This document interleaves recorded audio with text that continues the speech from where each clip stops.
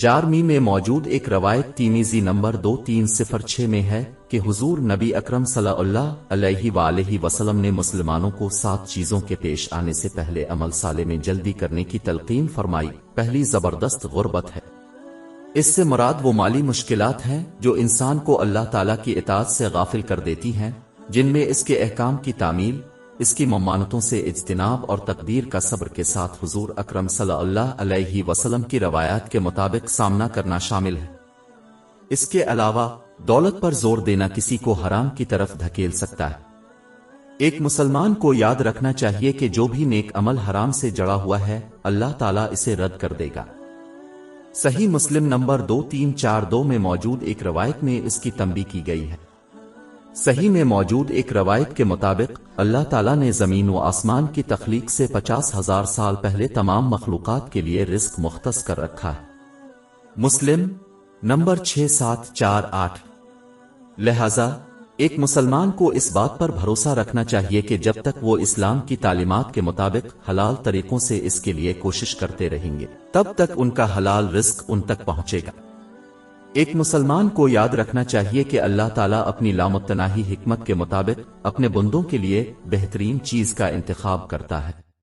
وہ کسی کی خواہش کے مطابق نہیں دیتا کیونکہ یہ ان کی تباہی کا باعث بنے گا۔ باب 2 البقرہ آیت 216۔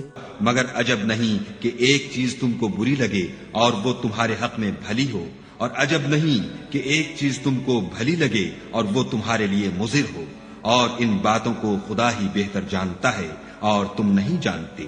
اور باب 42 الشورى آیت 27۔ اور اگر خدا اپنے بندوں کے لیے رزق میں فراخی کر دیتا تو زمین میں فساد کرنے لگتے، لیکن وہ جس قدر چاہتا ہے اندازے کے ساتھ نازل کرتا ہے۔ آخر میں روایت کا یہ حصہ اس بات کی بھی نشاندہی کرتا ہے کہ اللہ تعالیٰ کو راضی کرنے کے لیے اپنے زائد مال کو استعمال کرنے کی اہمیت، اس سے پہلے کہ وہ وقت آئے جب وہ صدقہ کرنا چاہے لیکن ایسا کرنے کے لیے مناسب مالی حالت میں نہ ہو۔ اس کے بعد جو بات زیر بحث مرکزی روایت میں مذکور ہے وہ یہ ہے کہ مسلمانوں کو چاہیے کہ وہ نیک اعمال میں جلدی کریں اس سے پہلے کہ وہ مال و دولت کی طرف متوجہ۔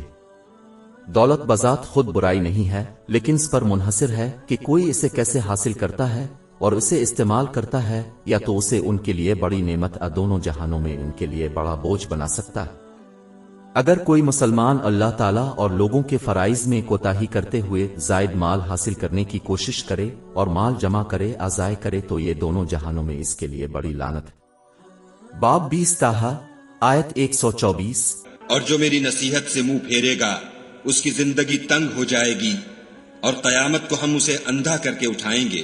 لیکن اگر کوئی مسلمان اپنی ضرورتوں اور اپنے محتاجوں کی ضروریات کو پورا کرنے کے لیے بغیر کسی زیادتی، فضول خرچی اور اسراف کے اتنا حاصل کر لے اور اپنی نعمتوں مثلا مال کو اللہ تعالیٰ کی خوشنودی کے لیے دوسرے طریقوں سے استعمال کرے تو وہ دونوں جہانوں میں حقیقی دولت حاصل کرے گا۔ باب 16 النحل آیت 97۔ جو شخص نیک اعمال کرے گا، مرد ہو یا عورت، اور وہ مومن بھی ہوگا تو ہم اس کو دنیا میں پاک اور آرام کی زندگی سے زندہ رکھیں گے اور آخرت میں ان کے اعمال کا نہایت اچھا صلہ دیں گے۔ زیر بحث مرکزی روایت میں اگلی چیز جو عمل صالح سے روکتی ہے وہ ایک کمزور کرنے والی بیماری ہے۔ یہ ایک انتباہ ہے کہ کسی کی بیماری کا سامنا کرنے سے پہلے اس کی اچھی صحت کا استعمال کرے۔ جو لوگ بیماری یا بڑھاپے کی وجہ سے اپنی صحت سے محروم ہو گئے ہیں ان کا مشاہدہ کرنا چاہیے، اور اس لیے دین کو دنیا پر فوقیت دیتے ہوئے دنیاوی اور دینی دونوں معاملات میں کامیابی حاصل کرنے کی کوشش کرتے ہوئے اپنی اچھی صحت سے فائدہ اٹھانا چاہیے۔ مثال کے طور پر ایک مسلمان کو چاہیے کہ وہ اپنی اچھی صحت کو استعمال کرتے ہوئے باقاعدگی سے مساجد کا سفر کرے تاکہ جماعت کے ساتھ اپنی فرض نمازیں ادا کرنے کے لیے ایک وقت آنے سے پہلے جب وہ ایسا کرنے کی خواہش رکھتا ہو لیکن اس کے لیے جسمانی طاقت نہ رکھتا ہو۔ اپنی صحت کو صحیح طریقے سے استعمال کرنے کی حیرت انگیز بات یہ ہے کہ جب کوئی مسلمان آخرکار اس سے محروم ہو جاتا ہے تو اللہ تعالیٰ انہیں وہی اجر عطا کرتا رہتا ہے جو ان کی صحت کے دوران اچھے کام کرنے پر ملتا تھا۔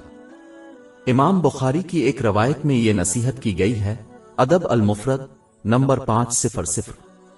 لیکن جو لوگ غفلت میں رہتے ہیں اور اپنی اچھی صحت سے استفادہ کرنے میں ناکام رہتے ہیں انہیں ان کی صحت یابی کے دوران کوئی اجر نہیں ملے گا۔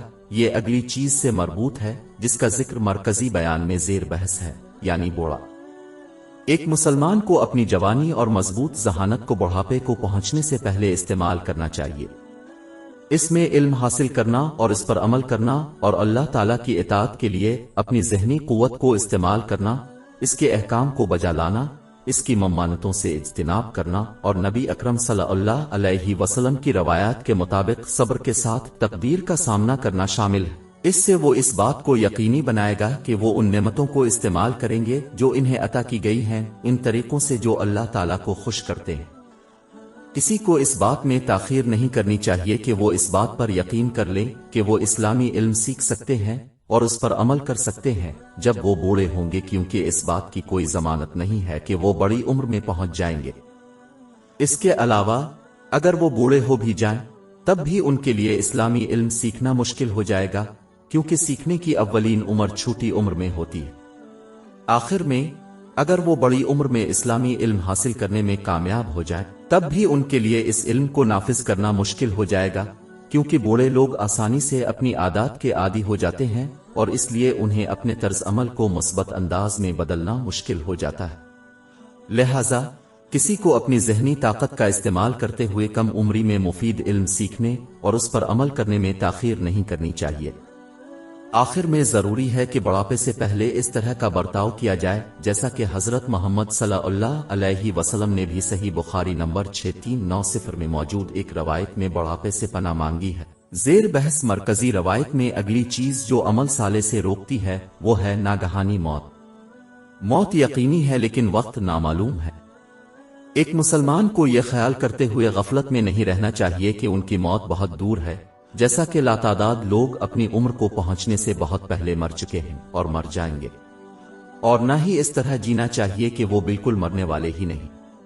लंबी उम्र की उम्मीद रखने को तमाम बुराइयों की जड़ समझा जा सकता है, क्योंकि ये अमल साले को अंजाम देने में ताख़ीर का बाइस बनता है, इस यकीन के साथ कि वो उन्हें हमेशा कल अंजाम दे सकते हैं। इसकी वजह से वो मुखलिसाना तौबा में ताख़ीर करते हैं, क्योंकि वो समझते हैं कि उनके पास बेहतर के लिए बदलने के लिए काफी वक्त है।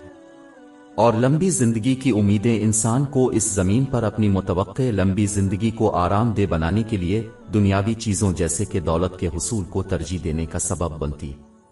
ये चीजें इंसान को आखिरत के लिए मुनासिब तैयारी करने से रोकती हैं, जिसमें इन नेमतों को इस्तेमाल करना शामिल है जो अल्लाह ताला की रजामंदी के लिए दी गई है। लिहाजा मुसलमानों को चाहिए कि वो लंबी उम्र के लिए अपनी उम्मीदों को कम कर दें ताकि वो बेहतरी के लिए बदलें और अपनी तवज्जो मुस्तकिल आखिरत की तरफ मरकूज करें। मुसलमानों को चाहिए कि ताख़ीर न करें और आज के दिन के तौर पर काम करें जिसकी वो उम्मीद करते हैं कि शायद वो कभी ना आए। एक अक्लमंद शख्स इस दिन की तैयारी को तरजीह नहीं देता जिस तक वो कभी ना पहुंच सके, जैसे कि उनकी रिटायरमेंट। अमली तौर पर इस दिन की तैयारी को तरजीह नहीं देता जिसका तजर्बा करने की इसे जमानत दी जाती है, जैसे कि वो दिन जिसकी वो मरेगी। इसके अलावा उन्हें ऐसे अमाल सालेहा करने की भी कोशिश करनी चाहिए जो उनकी जिंदगी के गैर मुतवक्के तौर पर खत्म होने की सूरत में उनके लिए फायदामंद हों, जैसे जारी सदका, जिससे अतिया करने वाले को फायदा होता है जब तक कि सदका दूसरों को फायदा पहुंचाता रहे। जारमीहैन तिर्मिज़ी नंबर 1376 में पाई जाने वाली रवायत में यह मशवरा दिया गया है। ज़ेर बहस मरकजी रवायत में अगली चीज जिसका जिक्र किया गया है वो मुखालिफ मसीह की आमद है। ये वाकया किसी को अमाल सालेहा से रोकेगा और इसे कुफर की तरफ माइल करेगा। इससे सीखने का एक सबक यह है कि मशकूक चीजों से बचने की अहमियत है। जिस तरह एक शख्स जो किसी सरहद के करीब से सफर करता है इसको उबूर करने का ज्यादा इम्कान होता है, इसी तरह एक मुसलमान जो फितनों में घिरा हुआ है इसके गुमराह होने और अमाल सालेहा में नाकाम होने का इम्कान ज्यादा होता है। जो इन जगहों और चीजों से बचता है जो उसे गुनाहों पर आमादा करती हैं, वो उसके ईमान और इज्जत की हिफाजत करेगा। इसकी नसीहत जारमीह तिर्मिज़ी नंबर 1205 में पाई जाने वाली एक रवायत में की गई है। लिहाजा मुसलमानों को चाहिए कि वो चीजों, मकामात और उन लोगों से बचते हुए अपने ईमान की हिफाजत करें जो उन्हें अल्लाह ताला की नाफरमानी की तरफ दावत देते हैं या फितना में डालते हैं, और इस बात को यकीनी बनाएं कि उनके ज़ेर कफालत अफराद जैसे उनके बच्चे भी ऐसा ही करें। ज़ेर बहस मरकजी रवायत में जिस आखिरी चीज का जिक्र किया गया है जो किसी को अमाल सालेहा करने से रोकती है, وہ آخری گھڑی ہے، یہ وہ وقت ہے جب سور پھونکا جائے گا۔ سور پھونکا مخلوق کی موت کا باعث بنے گا۔ اس کی تصدیق صحیح مسلم نمبر 7381 میں موجود ایک روایت میں ہوئی ہے۔ جاننے کی اہم بات یہ ہے کہ یہ ایک ایسی اذان ہے جس کا جواب نہ کوئی دے سکتا ہے اور نہ ہی رد کرے گا۔ یہ قیامت اور آخری فیصلے کی طرف لے جائے گا۔ لہذا مسلمانوں کو چاہیے کہ وہ اللہ تعالیٰ کی پکار پر لبیک کہنے کے لیے حضور نبی اکرم صلی اللہ علیہ وآلہ وسلم کے ذریعے اللہ تعالیٰ کے احکامات کو بجا لاتے ہوئے، اس کی ممانتوں سے اجتناب کرتے ہوئے اور تقدیر کا صبر کے ساتھ سامنا کرتے ہوئے خلوص نیت سے اطاعت کرے۔ حضرت محمد صلی اللہ علیہ وسلم کی روایات کے مطابق باب 8 انفال آیت 24، مومنو خدا اور اس کے رسول کا حکم قبول کرو، جبکہ رسول خدا تمہیں ایسے کام کے لیے بلاتے ہیں جو تم کو زندگی جاوداں بخشتا ہے۔ اس سے وہ اس بات کو یقینی بنائے گا کہ وہ ان نعمتوں کو استعمال کریں گے جو انہیں عطا کی گئی ہیں ان طریقوں سے جو اللہ تعالیٰ کو خوش کرتے ہیں۔ جو کوئی اس دنیا میں اس پکار کا مثبت جواب دے گا وہ آخری کال کو برداشت کرنے اور اس کا جواب دینے میں آسان پائے گا، جبکہ جو شخص اس دنیا میں اللہ تعالیٰ کی پکار سے غافل رہتا ہے اسے اس دنیا میں سکون نہیں ملے گا اور وہ سور کی پکار پر لبیک کہنے پر مجبور ہو جائیں گے جو ان کے لیے برداشت کرنا بہت بڑا بوجھ ہوگا۔ اور جواب دیں، ایک شخص اللہ تعالیٰ کی پکار کو صرف اس وقت تک نظر انداز کر سکتا ہے جب تک کہ آخری دعوت جلد ابدیر واقع ہوگی اور کوئی بھی اس سے بچنے نظر انداز نہیں کر سکے گا۔ اگر یہ ناگزیر ہے تو یہ سمجھ میں آتا ہے کہ کوئی شخص غفلت میں رہنے کے بجائے آج اس کا جواب دے۔ اگر کوئی غافل ہو کر سور پھونکنے کی آواز سنتا ہے تو کوئی عمل اپشمانی اس کو فائدہ نہیں دے گی اور اس شخص کے بعد جو کچھ آئے گا وہ اس سے بھی زیادہ خوفناک ہوگا۔